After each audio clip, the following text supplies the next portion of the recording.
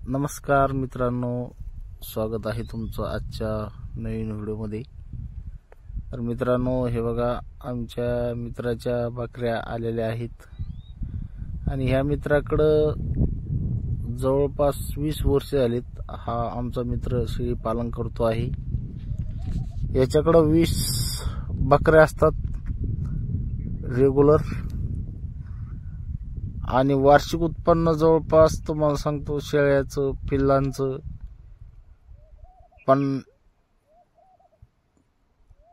3 ते 3.5-4 लाखापर्यंत वार्षिक उत्पन्न असतं। आता बघू शकता, शेळ्या पण टपच्या शेळ्या आहे, 2-3 पिल्लं देणाऱ्या शेळ्या आहेत सगळ्या। 20 शेळ्या आहेत आणि सध्या 30-35 बकरं आहेत याच्याकडे पिल्लं। बघा किती शेळ्या आहेत। शेळ्या पण एक नंबर क्वालिटीच्या आहे, पूर्ण गावरान उस्मानाबादी शेळी आहे याच्याकडं।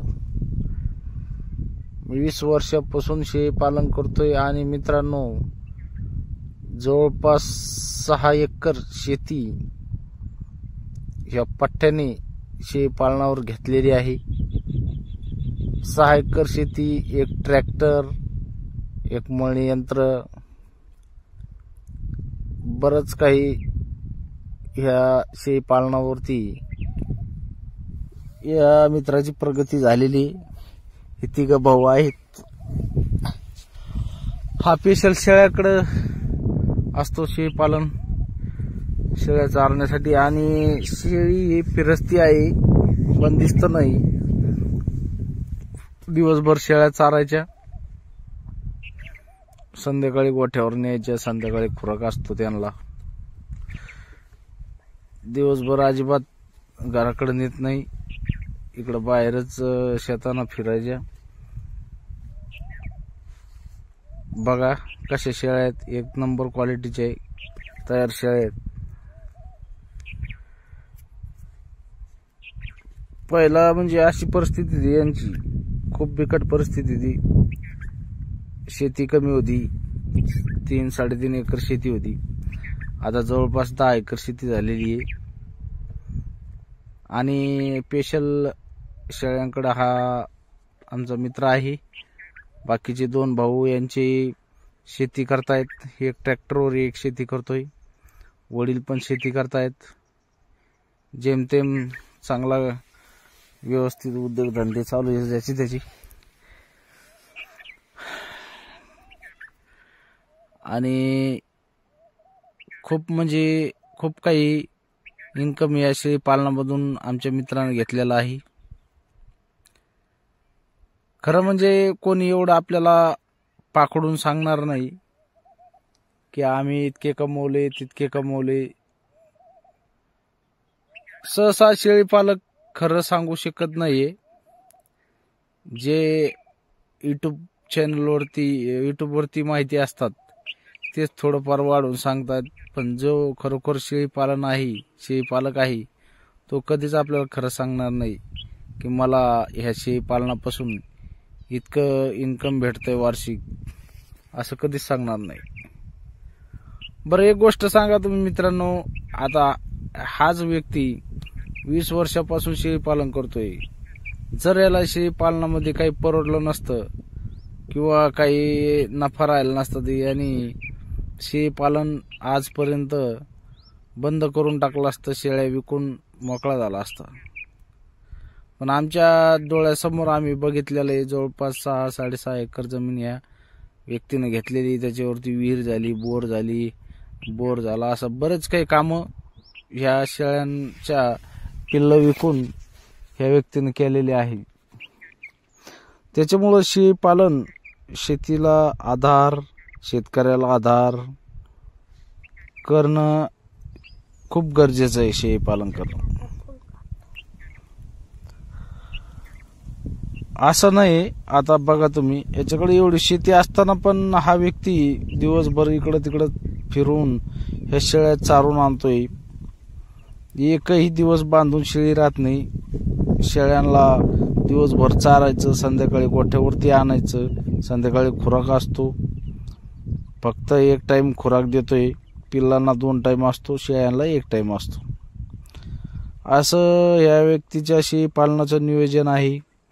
मी 2-3 वेळेस याला म्हणलो की आपण एक व्हिडिओ तयार करू, व्हिडिओ पाठवू, पण नाही. कसं असतं, काहींना व्हिडिओ समोर यायची थोडी लाज वाटते, त्याच्यामुळं हा म्हणला. त्याच्यामुळं मला आपल्याला रेकॉर्ड करून वर स्पेस द्यावा लागला तुम्हाला याच्यावरती. नाहीतर आपण त्याची मुलाखत घेतली असती, पण ते नाही म्हणतोय, त्याच्यामुळं आपल्याला काहीच म्हणता येईना. हे बघा, आला तो आता इकडं.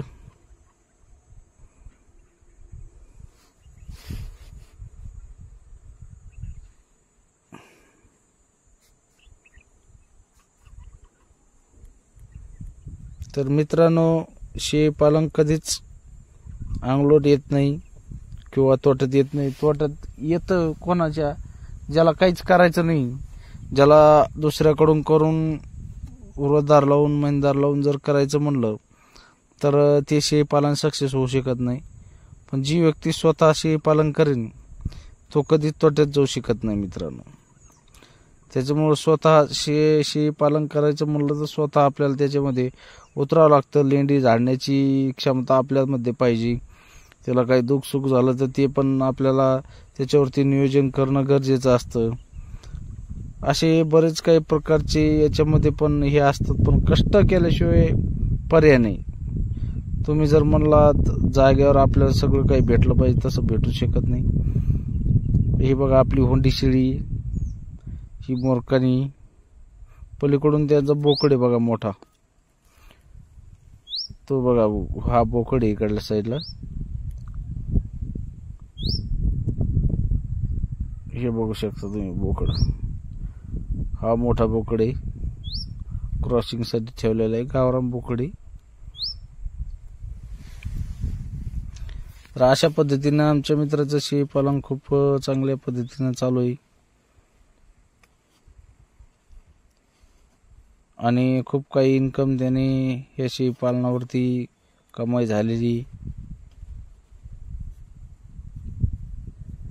तर मित्रांनो, व्हिडिओ कसा वाटला कमेंटमध्ये नक्की सांगा आणि व्हिडिओ आवडल्यास लाईक करा. नवीन असाल तर चॅनलला सबस्क्राईब करा. व्हिडिओ शेवटपर्यंत बघितल्याबद्दल खूप खूप धन्यवाद. असाच सपोर्ट तुमचा राहू द्या.